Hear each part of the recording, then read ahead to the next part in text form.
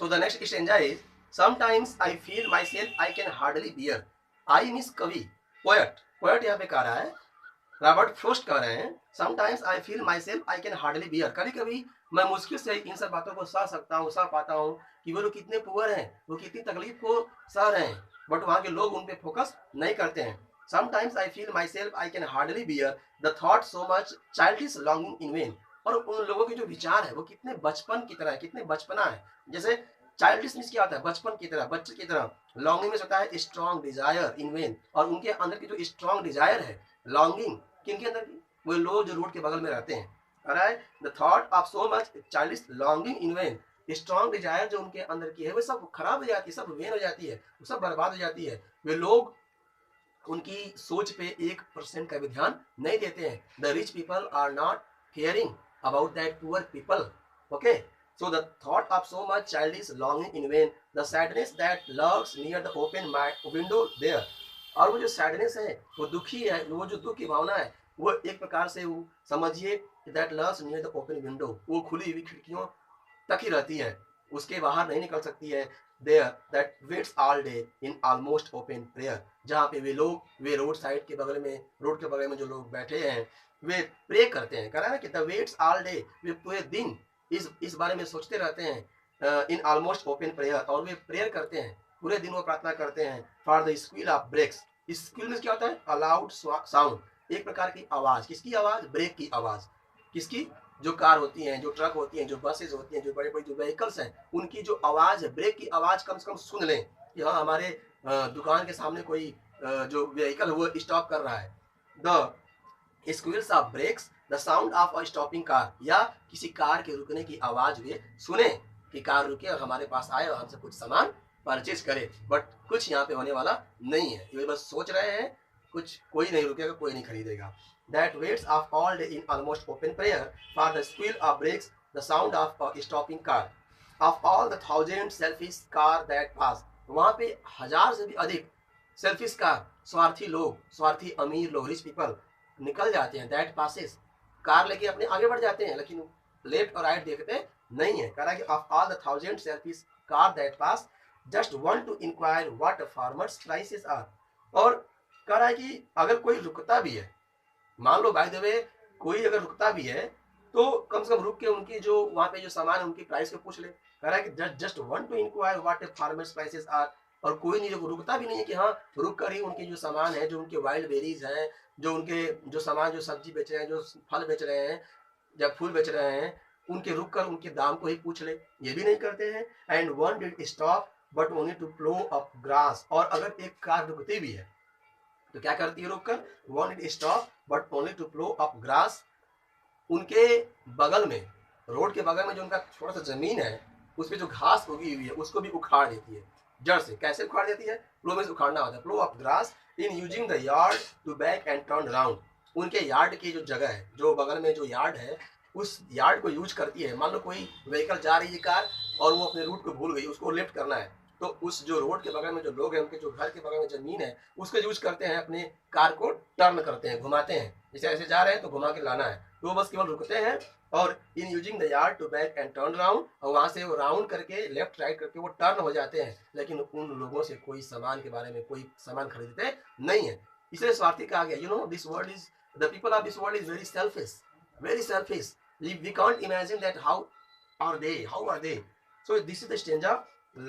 This is the line, in using the yard to back and turn around, and another to ask the way to where it was bound. और एक अगर car रुकते भी है तो पूछती है कि यह रोड कहाँ तक जाने वाला है, यह रास्ता कहाँ तक जाने वाला है. मतलब इतने स्वार्थी हैं कि रुक भी रहे हैं तो सामान नहीं ले रहे हैं. यहाँ पे and another to ask could they sell it a gallon of gas. यहाँ पे एक वर्ड है गैलन ऑफ गैस. हालांकि ये अमेरिकन पोएट है तो यह बात कर रहे हैं फॉरेन कंट्री की, तो यहाँ पे जो मतलब है इसका पेट्रोल का मतलब है, गैलन ऑफ गैस. और अगर एक कार रुकती भी है, and another to ask could they sell it a gallon of gas, तो पूछते हैं क्या यहाँ पे पेट्रोल मिलता है.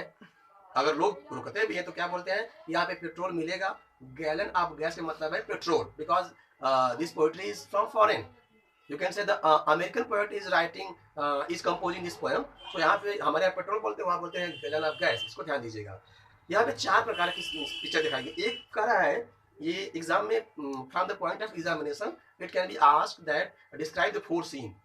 ओके, 4 सीन के बारे में डिस्क्राइब कीजिए। तो पहली सीन क्या है, कह रहा है कि just one to inquire what a farmer prices are, and one did stop but only to plow up grass, in using the yard to go back and turn around, another to ask the way to where it was bound, and another to ask could they sell it a gallon of gas.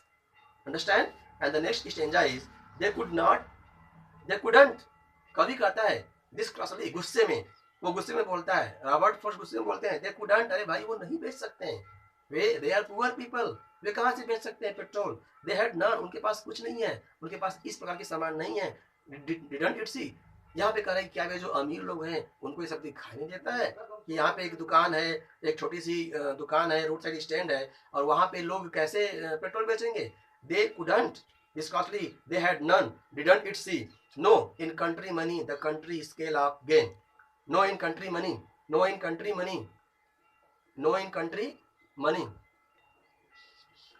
Here the poet is saying no in country money the country scale of gain, कह रहा है कि जो शहर के लोग होते हैं ना, जो उनके पास जो मनी होता है, the country scale of gain, उनको तो फायदा है, वे रंग रंग की बातें करते हैं।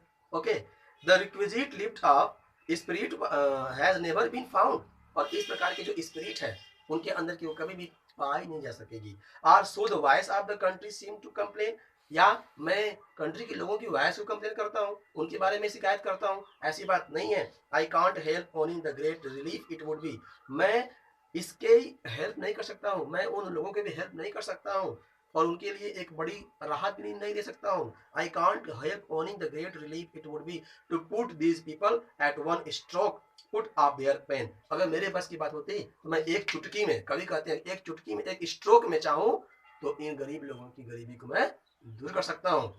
I can't help owning the great relief it would be to put these people at one stroke out of there bone, out of there bone means कह रहा है कि जो उनके पेन है, जो दर्द है, मैं उनके इस दर्द को एक चुटकी में, एक ही प्रहार में मैं दूर कर सकता हूँ। To put these people at one stroke out of their pain and then next day as I came back into the sane, कह रहा है कि मुझे एक प्रकार से मैं बहुत दुखी हूँ, पागलपन मेरे अंदर कह रहा है कि एक प्रकार से छा चुका है। आई केम बैक इनटू सेन, इन लोगों की कंडीशन को देख के मुझे बहुत तकलीफ हो रही है। I wonder how I should like you to come to me, यहाँ पे कवि हम लोगों से कह रहे हैं, ये आम पब्लिक से कह रहे हैं कि आई वंडर, मुझे बहुत अचंबा हो रहा है, मैं बहुत आश्चर्य में पड़ा हूँ, how I should like you to come to me and offer to put me gently out of my pain, कि मैं अपने दर्द को कैसे दूर करूँ, मैं कितने दर्द में, मैं कितने पेन में हूँ, इन लोगों की कंडीशन को देख के, ये लोग जो रोड के बगल में अपनी जिंदगी को सर्वाइव करते हैं, ये लोग जो जी रहे हैं, किस प्रकार से इनकी लाइफ के दर्द को दूर किया जा सके। What is the situation and how this is possible that we can remove the problem from the life of this kind of persons that they are living their life on the edge of road, way road के किनारे अपनी जिंदगी को survive कर रहे हैं, जी रहे हैं, बट अमीर लोग, बड़े बड़े लोग उनकी लाइफ में कोई ध्यान नहीं देते हैं। ट्रैफिक, कार, व्हीकल्स आती हैं जाती हैं, बट कोई फोकस नहीं करता है। तो यह इस लास्ट स्टेज में कभी हम लोग से रिक्वेस्ट कर रहे हैं कि हमें भी उनके ऊपर ध्यान देना चाहिए, हमें भी उनके ऊपर फोकस करना चाहिए। So this is the total summary of this poem and the last and finally you can say the poet Robert Frost deals with the lives of poor deprived people of the village with a clarity that is perceptive and at the same time portrays his deepest sympathies and his feelings of humanity. He tells the sad plight of economically underfed people who are often fooled by the cunning people who are responsible for their pathetic experience. The poet cannot bear their sadness, so he sympathizes with them. The poem also brings in the focus the unfortunate fact that progress and development are unequal between the cities and the villages, leading to feeling of distress and unhappiness among the dwellers of the latter. Finally, you can say the situation is very bad of the people who are living on the edge of road, and the rich people should focus on their situation, on their pitiable condition, on their pathetic situation, and we should also give focus. So this is a summary of this poem. You can watch this video again and again and you can understand. Okay, so subscribe this channel if you want to watch more and more video. Share, like, and just enjoy. Thank you very much and have a nice day.